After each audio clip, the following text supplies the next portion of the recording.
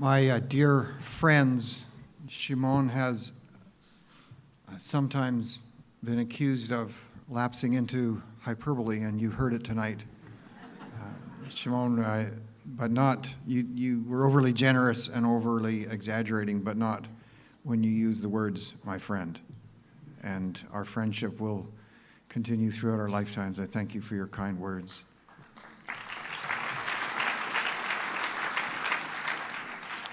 First, I have to tell you, as we all know, the true keynote for tonight is Gilad, and this is a tough act to follow.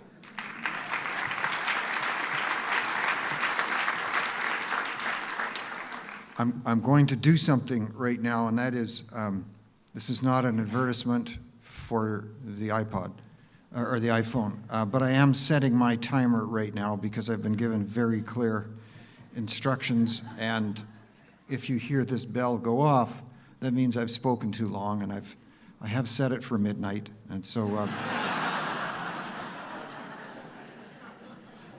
some of you who attend faithfully your shuls and your synagogues, and at more than just the high times of the year. This is similar also in our Christian churches.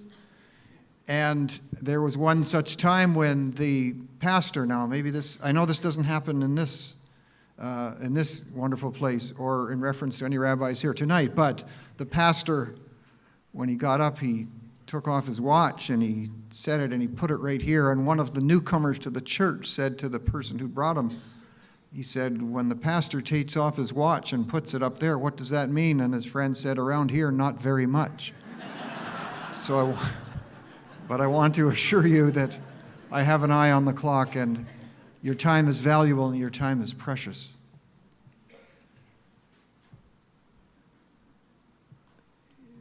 Gilad, history has handed you a torch. You went through 5 years of what many people could not endure. Your spirit was not broken. You found ways to keep hope and faith alive. And for that, we owe you a great debt of gratitude. Not just for that, but now that you have emerged, there are all kinds of paths you could have chosen, but you have chosen to continue to hold that torch high. And for that, we thank you.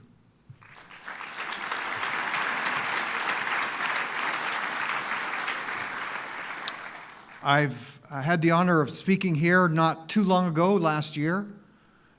We had a full house that night. We had many friends outside who could not get in. It was full. And obviously they were upset at that. One of the men said to me that there may be some friends outside again tonight. And he said it is cold and it is raining, and I want to take them some hot tea and some food. Folks, that's how Israel responds even to their enemies in times of emergency. It's an example to the world.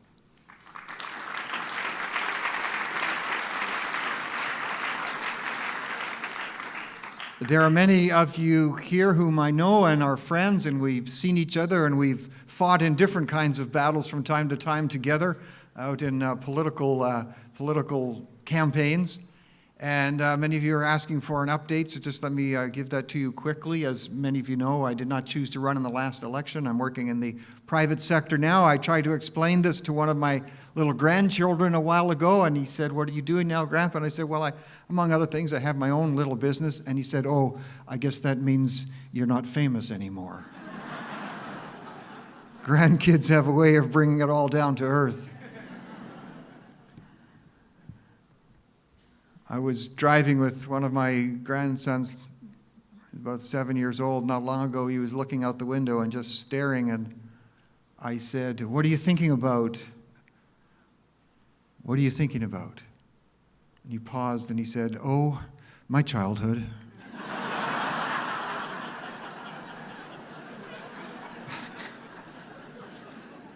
Grandkids have a way of affecting your universe. Joyce, you will find that out when you have your first one. You love your kids, but there's something special about how you love your grandkids. You can visit them and love them and spoil them and then just walk away. And I have to say, I cannot imagine how I would have felt as a grandfather if some people had come across the border and kidnapped my son and took him to another country, and thinking that these people are known for their murderous, torturous ways. These are people who will kill children without even batting an eye, who will kill pregnant women, as recently as happened in Kenya, who will kill seniors without even thinking about it, and laugh while they do it.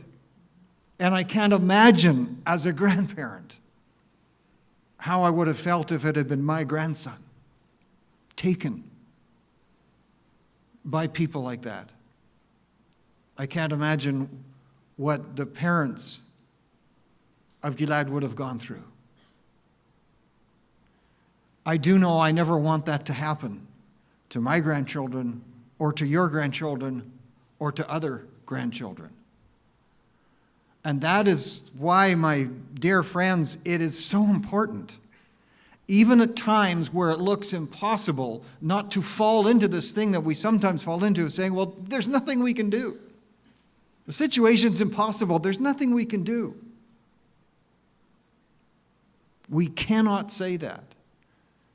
It was a politician many, many years ago who said, all that has to happen for evil to triumph is for good people to do nothing. That's all that has to happen. And we've heard the chronicles and the catalogs of things that did happen while Gilad was captured. We didn't know, alive or dead for a long period of time, being tortured, we didn't know. Many good people did something so that evil would not triumph. And this has been the battle cry, really, for the nation and the people of Israel for time immemorial. And there, unfortunately, in the world, history shows that large numbers of people, and even nations, say, you know what, it doesn't really matter. That's the way it's been. There's nothing we can do. We can't allow that to happen. In every time and in every place, we need to stand, of course, for any human injustice, but we need to stand for Israel and stand for, literally, the children of Israel. I can remember not too many years after being elected, and we were in the opposition, and it came to my attention, I was astounded that though all of our allies, or most of our allies, had labeled Hezbollah as a terrorist group, no government in Canada had yet been willing to take that step. And I inquired about that and said, well, I don't understand this. Hezbollah and everything they do, and outrageous and horrific as they are, and they've not been labeled a terrorist group. Well, there's nothing you can do. It's kind of the way it is. And a few of us banded together with many of our Jewish friends. I'm checking my time. And we didn't give up on that. And our Jewish friends did not give up on that. And I can remember the day it felt so good when finally it was passed in Parliament in Canada that Hezbollah are a bunch of terrorists, and that is how we shall call them.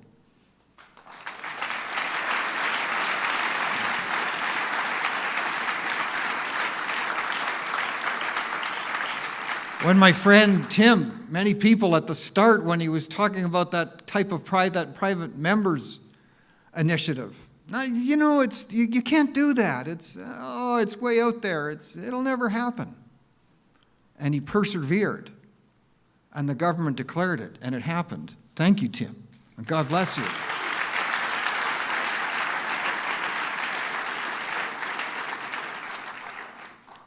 And it's a sad thing to contemplate for people like Tim, that if the government in Quebec has its way, he will not be able to go into a public service while he wears the headpiece that he is so proud of wearing. Folks, we must stand and we must speak against these type of things.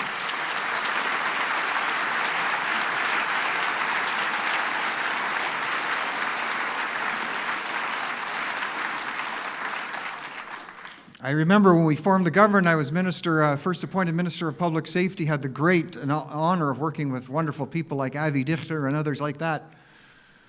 And when it was brought to our attention that money that Canada gives had for years been going into, among other things, and of course we want to help people on both sides of the border in the Middle East, and we do that.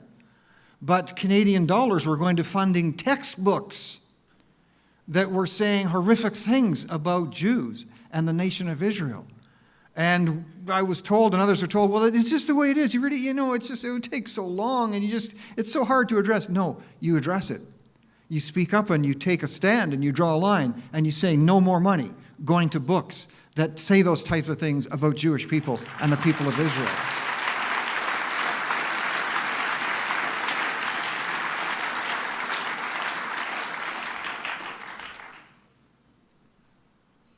We have a new president from Iran.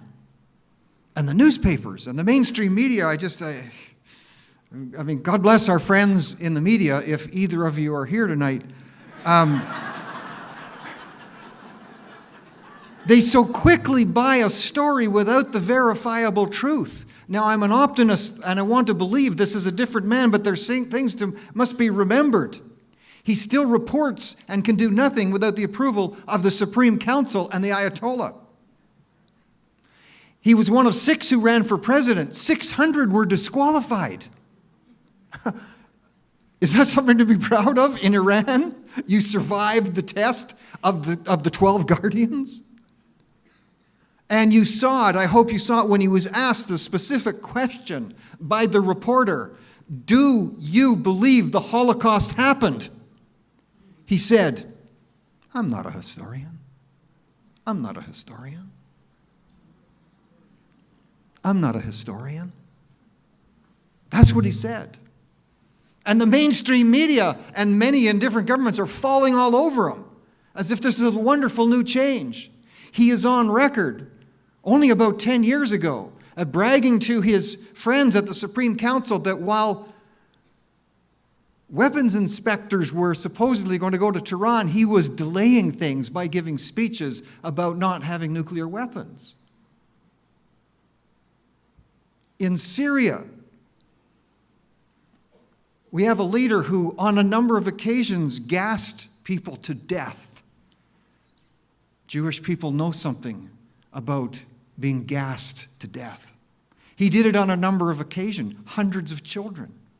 100,000 people are dead from his armed forces, and there are 2 million refugees out there. And how has the world banded together? They've said, please don't do it again. Because if you do it again, we might have to ask you not to do it again. Folks, I am saying these things to say that we cannot be complacent.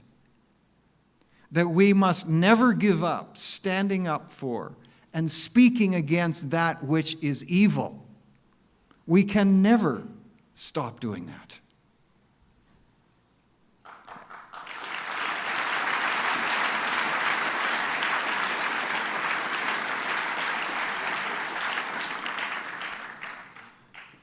On the 4th anniversary, while Gilad was going through who knows what, the world was waking up and starting to respond more.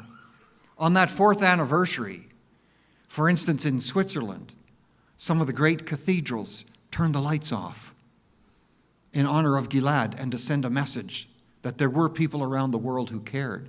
In Rome, they turned off the lights in the ancient Colosseum. In New York City, a flotilla of ships sailed around the Statue of Liberty and by the United Nations. People did not give up on Gilad. People did speak up. Lights went off. And now that he is released, Gilad, you are turning the lights on. a great general, one of Israel's greatest, General Joshua, surrounded by enemies, encouraged his people because he had an encouraging message. He said he had it from God. There are people who believe in God. There's those who don't. That's a matter of choice. But he told, and he had a strong message that was given to him that he passed on. It was to do two things: be strong and be courageous. Gilad has been strong. He has been courageous through 5 years we can't even imagine. And Gilad, fate and history have put that torch in your hands now. We will continue to hold you up for strength, because a world that is losing hope needs to see, excuse me. It's a phone call. Prime Minister, I'm busy right now. I'll call you back. Gilad needs to see that you can resist evil and overcome, that you can stand up and survive, and that you can bring a message of hope. And as Joshua's message ended by saying, I will never leave you, I'll never forsake you. Whatever people believe in the divine, I can tell you this on the earthly level: Canada will never leave you or forsake you. Shalom.